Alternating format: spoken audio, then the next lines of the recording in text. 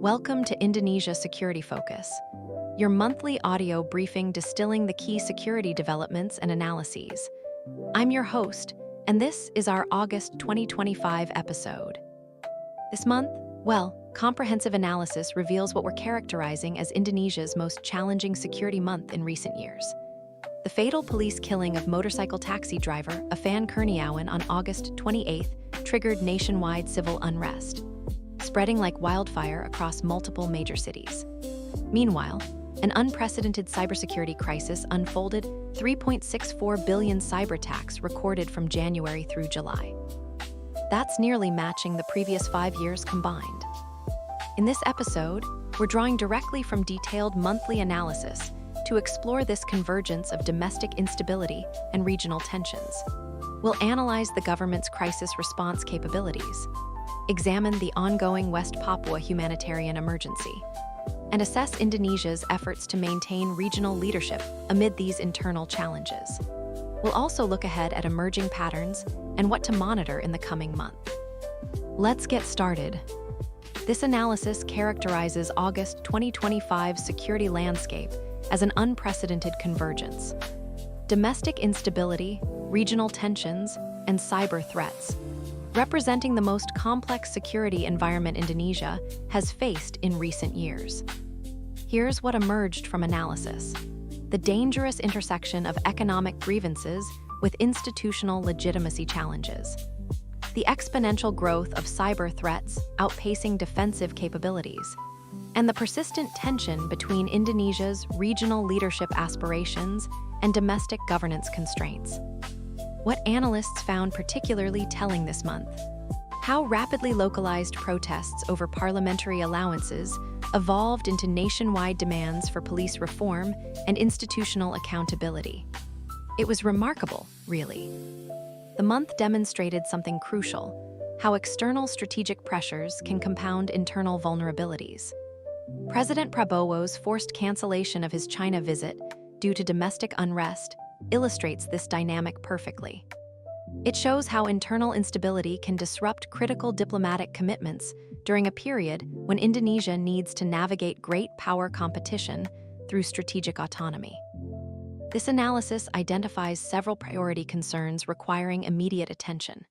First, the systemic nature of cybersecurity vulnerabilities, with malware-based attacks comprising 83.68% of those 3.64 billion recorded incidents. Second, the humanitarian crisis in West Papua, approximately 97,721 people internally displaced due to ongoing military operations as of June 2025. Third, the institutional credibility gap revealed by violent police responses and initial cover-up attempts following Afan Kurniawan's death. The analysis indicates that traditional security approaches may prove insufficient. Why? Without addressing underlying legitimacy and capacity gaps, these patterns suggest Indonesia faces a critical juncture. The government's response will determine whether current challenges stabilize or escalate into prolonged instability that could undermine the nation's regional leadership role. Let's start with terrorism and extremism. Analysis details a continuation of Indonesia's 2-year period without major terrorist attacks during August 2025. However, the National Counterterrorism Agency, BNPT, maintained heightened vigilance around Independence Day celebrations. They emphasized that the formal dissolution of Jemaah Islamiyah in 2024 didn't eliminate terrorism risks.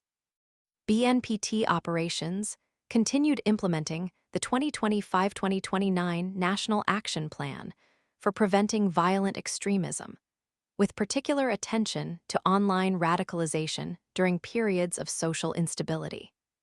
On the crime front, comprehensive monthly crime rate data wasn't available from Polri for August 2025.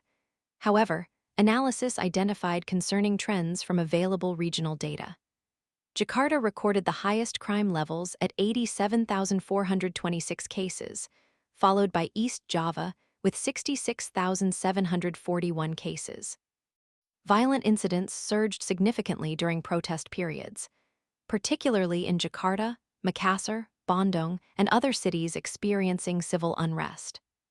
Our analysis of incident data shows that transnational organized crime remained a significant concern, particularly illegal gold mining operations reportedly controlled by Chinese syndicates using prohibited methods, including cyanide processing. West Papua police arrested 31 suspects in these operations in July, while 21 Chinese workers were detained in Jakarta for immigration violations. Now, regarding civil unrest, the month witnessed Indonesia's most significant disorder since 2019. Beginning August 25th, with protests against proposed parliamentary housing allowances of 50 million rupiah monthly. That's nearly 10 times Jakarta's minimum wage. Demonstrations rapidly escalated following Afan Kurniawan's death on August 28th. The 21-year-old motorcycle taxi driver was struck by a police armored vehicle during crowd dispersal operations. Violence peaked on August 30th when protesters set fire to the Makassar Regional Parliament building, killing 3 people and injuring 5 others. Documentation shows the unrest spreading across major cities including Surabaya, Bandung, Yogyakarta, and Medan. The National Commission on Human Rights, Komnas HAM, declared Kurniawan's death an extrajudicial killing and condemned excessive police force. Deep analysis of digital and information security reveals an unprecedented crisis. Data shows 3.64 billion cyberattacks from January through July 2025, a figure nearly matching total anomalies from the previous 5 years combined. Crucially, analysis highlights sophisticated attacks targeting Indonesia's state pension fund, TASBEN, using banking trojans and malicious Android applications to steal biometric and financial data from vulnerable senior citizens. During the civil unrest, authorities summoned social media platforms including TikTok, which temporarily suspended its live feature nationwide. Analysis meticulously examines how external factors shaped Indonesia's internal security during this critical month. The successful hosting of Super Garuda Shield 2025, involving 15 nations including the United States, Australia, Japan, and South Korea, demonstrated Indonesia's commitment to multilateral security cooperation. But here's the thing. The domestic unrest that forced President Prabowo to cancel his planned China visit illustrated how internal security challenges can disrupt strategic diplomatic commitments during a period requiring careful great power navigation. Developments in the South China Sea remained critical to Indonesia's security calculus. Analysis discusses persistent Chinese fishing vessel intrusions near the Natuna Islands despite Jakarta's diplomatic protests and rejection of Beijing's claims under the United Nations Convention on the Law of the Sea. These incidents occurred simultaneously with Indonesia's expanded Western security partnerships, creating complex diplomatic tensions requiring careful management. Beyond Indonesia's borders, how are regional events influencing its security? Analysis unpacks several critical dynamics. Indonesia's ongoing trilateral maritime cooperation with Malaysia and Singapore continues through the Trilateral Technical Experts Group, TTEG, established way back in 1975. It focuses on safety of navigation in the Straits of Malacca and Singapore. This includes near real-time information sharing to combat piracy and monitor maritime activities, reflecting Indonesia's strategy of leveraging multilateral partnerships while maintaining strategic autonomy. Furthermore, cross-border challenges continued impacting the nation significantly. Drug trafficking networks, particularly those involving foreign nationals, remained active. Border tensions escalated with shooting incidents along the Timor-Leste border, resulting in casualties and diplomatic complications. Documentation details how Indonesia's Forestry Task Force prepared large-scale operations against illegal mines covering 4.27 million hectares, scheduled to begin September 1st. Regional security dynamics were complicated by what our analysts identified as increasing militarization of disputed South China Sea features. Indonesia expressed serious concerns through multilateral forums while maintaining its non-claimant status. The domestic unrest created additional diplomatic complications, with solidarity protests emerging among Indonesian diaspora communities in Malaysia, Germany, and Australia. This demonstrates how internal challenges can have international ramifications for Indonesia's soft power and regional leadership aspirations. The cancellation of President Prabowo's visit to China's September 3rd military parade, commemorating the 80th anniversary of World War II victory, demonstrates how domestic instability can override strategic foreign policy commitments. This decision, while necessary for managing internal crises, potentially impacts Indonesia's delicate balancing act between major powers during a period of intensifying great power competition. Turning to the government's response, analysis details significant institutional developments and policy implementations. The National Cyber and Encryption Agency, BSSN, established a National Cyber Incident Response Team following the ITSEC Cybersecurity Summit held August 26-28. The agency emphasized shared responsibility between government, industry, and public sectors, while directing all regional governments to form local computer security incident response teams by September. So, how is Indonesia's security apparatus responding to these unprecedented challenges? Analysis indicates mixed results, revealing both capabilities and significant limitations. President Prabowo's crisis management included personal visits to victim families and promises of thorough investigations. However, initial police responses and cover-up attempts highlighted systemic issues within security forces. We also note substantial institutional developments affecting security operations. The defense budget increased dramatically to 247.5 trillion rupiah, approximately $15 billion, for 2025. That represents nearly a 50% increase to support 6 new regional military commands and enhanced capabilities. This restructuring aims to improve distributed defense posture and crisis response capabilities under President Prabowo's administration. Major Indonesian National Armed Forces (TNI) activities included accelerated military modernization programs and expanded regional command structures, particularly in West Papua, where new combat tactics and doctrine changes were implemented in 2025. Significant Indonesian National Police (Polri) operations focused on crowd control deployments across multiple cities during civil unrest. The government detained 7 police officers from the Mobile Brigade regarding Afan Kurniawan's death, including Police Chief Inspector 2nd Class M. Royani and 6 other personnel. Assessment briefly examines public perception, noting that violent police responses and information restrictions exacerbated public grievances while undermining trust in democratic institutions.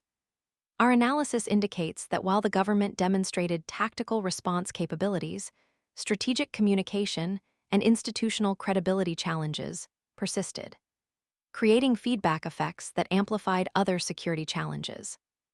Each month, we feature a deep dive into one critical security issue. This month, we focused on what analysts term the convergence of domestic instability and strategic vulnerabilities. We're examining how Indonesia's governance challenges intersected with external threats to create compounding risks. Now, for a closer look at this critical issue. This month's special feature investigates how August's events revealed dangerous convergences between Indonesia's domestic governance challenges and its strategic security environment. The civil unrest that began with economic grievances over parliamentary allowances rapidly evolved into systemic challenges to state legitimacy. This exposed fundamental tensions between Indonesia's democratic institutions and security apparatus. Our analysis provides deeper context on how the fatal police incident became a catalyst for broader demands. Institutional accountability, police reform, economic inequality, these became the rallying cries. The government's initial response was characterized by violent crowd control and information restrictions, creating what our analysts identified as a feedback loop. Security measures intended to restore order further eroded the legitimacy necessary for sustainable stability. Analysis examines underlying drivers, noting how the unprecedented surge in cyberattacks, $3.64 billion from January through July, demonstrated external threats, exploiting domestic vulnerabilities. The sophisticated targeting of state pension systems and financial infrastructure during social unrest periods. That suggested coordinated efforts to maximize damage during moments of institutional weakness. Assessing the effectiveness of current approaches, our deep dive highlights how the intersection of domestic instability with regional security challenges created additional complications. President Prabowo's canceled China visit not only disrupted bilateral relations, but also sent signals about Indonesia's internal capacity to manage complex international commitments while navigating great power competition. Here's what we found. These convergent challenges illustrate how domestic governance failures can cascade into strategic vulnerabilities, potentially undermining Indonesia's regional leadership aspirations and strategic autonomy doctrine. The government's ability to address root causes rather than symptoms will determine whether these patterns stabilize or escalate further. Based on analysis of emerging patterns, we identify several critical developments across multiple security domains.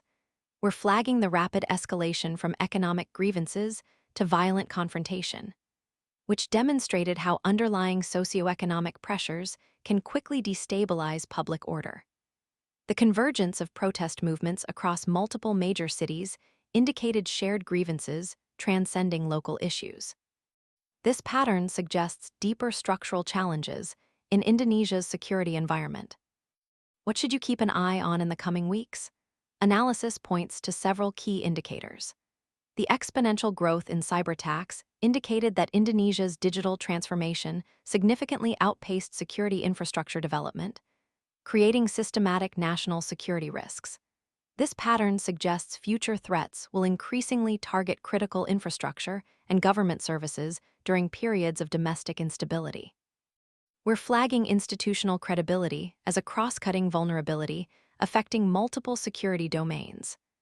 Government responses to documented West Papua displacement, violent police responses to protests, and inadequate cybersecurity preparedness. These indicated broader challenges in maintaining public trust and effective governance.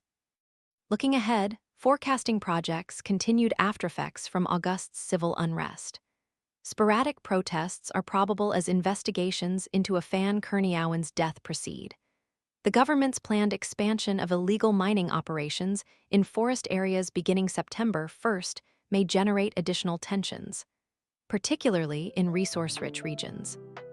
Cyber threats will persist at elevated levels, requiring immediate implementation of enhanced security protocols through the new National Computer Security Incident Response Team framework. The strategic implications of current trends suggest potential longer-term consequences requiring comprehensive responses. Domestic governance, regional diplomacy, institutional reform all need attention. We'll be closely monitoring social media sentiment regarding police reforms, implementation progress of cybersecurity initiatives, West Papua displacement figures, and President Prabowo's diplomatic re-engagement schedule.